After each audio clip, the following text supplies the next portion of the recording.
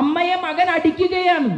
അമ്പലത്തിൽ പോയി എല്ലാത്തിനും വേണ്ടി പ്രാർത്ഥിക്കുന്ന, അമ്മയെ ദേവിയായിട്ട് കാണണമെന്ന് പഠിപ്പിച്ചിട്ടുള്ള ഒരു സംസ്കാരത്തിൽപ്പെട്ട ഒരു കുട്ടി, ആ കുട്ടി എങ്ങനെയാണ് മയക്കുമരുന്നിന് അടിമപ്പെട്ടുകൊണ്ട് അമ്മയെ ഇല്ലായ്മ ചെയ്യാൻ പരിശ്രമിക്കുന്നത്? ഇസ്ലാം മതവിശ്വാസത്തിൽ പഠിച്ചിട്ടുള്ള, മദ്രസയിൽ പോയിട്ടുള്ള ഒരു ചെറുപ്പക്കാരന് എങ്ങനെയാണ് സ്വന്തം ഉമ്മയെയും സ്വന്തം അനുജനെയും ഒരു ദിവസം 5 പേരെ തലക്കടിച്ച് കൊല്ലാൻ അവന്റെ മനസ്സിനകത്തേക്ക് എങ്ങനെയാണ് ആ വിഷം കടന്നു വന്നിട്ടുള്ളത്? എന്താ അർത്ഥം? എന്തുകൊണ്ടാണ് ഇത് സംഭവിക്കുന്നത്?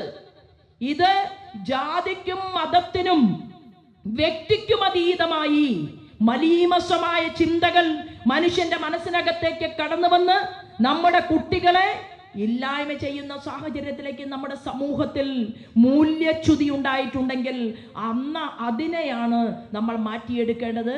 അതിനു വേണ്ടിയിട്ടാണ് ക്ഷേത്രങ്ങൾ, അതിനു വേണ്ടിയിട്ടാണ് പള്ളികൾ. പ്രാർത്ഥന എന്ന് പറയുന്നത് മനുഷ്യനെ നന്മയിലേക്ക് നയിക്കാനുള്ള വഴിയാണ്.